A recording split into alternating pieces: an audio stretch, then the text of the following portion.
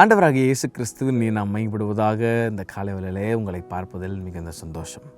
ஆண்டுடைய வார்த்தை எவ்வளோ முக்கியன்றதை தாவீது இங்கே சொல்கிறாரு பாருங்களேன். அதே 119 சங்கீதத்தினுடைய 24 வசனத்தில் எனக்கு ரொம்ப அழகாக பிடிச்ச ஒரு வசனம், அங்கே ஒரு வேர்டு அங்கே இருக்குது, தாவீது பயன்படுத்தியிருக்கிறார்.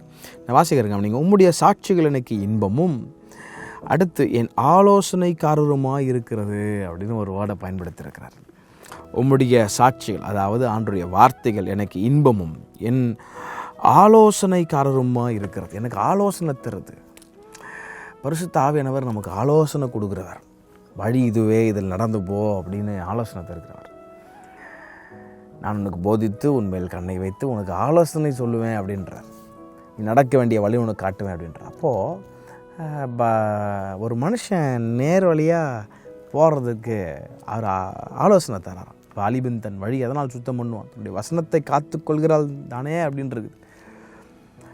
அப்போ பாருங்கள், ஆண்டவருடைய வார்த்தை நம்மளை நிறைய நேரத்தில் நம்மளை ஆஃப் த ட்ராக் விலகி போனாலும், ஆஃப் த ட்ராக்கு நிறைய நேரத்தில் போகிறோம் இல்லை, மாம்சத்தில் இன்றைக்கி இருக்கிறனால நிறைய நேரத்தில் வெளியே ஓடுறோம், நேரத்தில் அடி போகிறோம். அப்போது இந்த ஆவியானவர் இந்த வார்த்தை எனக்கு ஆலோசனை தராது. இப்படி போ, இந்த வழியில் போகாத, இந்த தேவசத்திற்கு நேராக ஓடு, இந்த காரியம் நான் வச்சது கிடையாது, இது நீயே விரும்புகிற உன்னுடைய செல்ஃப் டிசையர், உன்னுடைய ஓன் ஃப்ளஷோட டிசையர் இது, இதில் போகாத, இந்த வழியில் போ அப்படின்னு நம்மளை ஆலோசனை கொடுக்குறாரு, ஆலோசனை தருவார். இந்த காலை வேளையில் கூட ஒருவேளை வழி என்னன்னு தெரியாமல் ஒருவேளை உங்கள் ஆஃபீஸ் போகிற நேரத்துலையோ, இந்த காரத்தை வாங்கலாமா, இந்த லேண்டு வாங்கலாமா, இந்த இடத்துல காசு போடலாமா, இந்த ஷேரில் போடலாமா, அந்த ஷேரில் போடலாமான்னு கன்ஃபியூஸ் ஆகி குழம்பி போய் நீங்கள் நின்றுட்டுருக்கிறவங்கள பார்த்து கர்த்தர் சொல்கிறாரு, அவருடைய வார்த்தை உங்களுக்கு ஆலோசனைக்காரராக இருப்பாராம், ஆலோசனை தருவாராம்.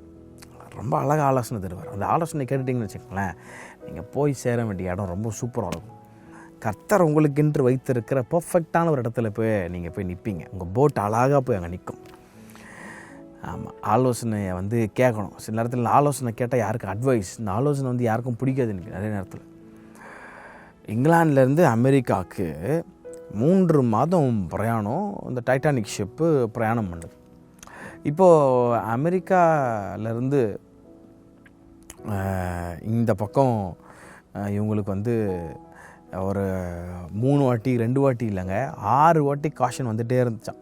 6 தடவை காஷன் பண்ணிட்டு ஆலோசனை கொடுத்துட்டே இருந்தாங்க. நீங்கள் வர வழி ரொம்ப ஆபத்தானது, ஐஸ் பாக்ஸ்லாம் இருக்கும், ரொம்ப கேர்ஃபுல்லாக வாங்க அப்படின்னு 6 வாட்டி அவங்களுக்கு காஷன் கொடுத்தாலும் அவன் சொன்னானா, ஆலோசனை கேட்காம அவன் சொன்ன ஒரு வார்த்தை, கடவுள் நினச்சாலும் அந்த கப்பலை உள்ளே தள்ள முடியாது அப்படின்னு ஒரு பெரிய சவால் விட்டான். பாருங்கள், இன்றைக்கி எத்தனையோ பேர் மறித்து போய் இன்னி வரைக்கும் டைட்டானிக்னால் எல்லாருக்கும் ஞாபகம், பயங்கரமாக செத்து போன ஒரு அனுபவங்கள். ஆகவே தேவன் கொடுக்குற ஆலோசனையை கேட்டுட்டிங்கன்னா நீங்கள் ஞானவானாக மாறிடுவீங்க. நீங்கள் போய் சேருகிற இடம் ரொம்ப ஆசீர்வாதமாக இருக்கும். கர்த்தர் அப்படி உங்களை நடத்துவார்னு அவங்களை ஆஸ்வதிக்கிறேன். அவனுடைய ஆலோசனை கேளுங்க. அவருடைய வார்த்தை எப்படி இருக்குதான், ஆலோசனைக்காரராக இருக்கிறாராம். ரொம்ப அழகாக அவங்க நடத்துவார். கர்த்தர் தாமங்களை அப்படி ஆஸ்வதிப்பாராக. ஆமென்.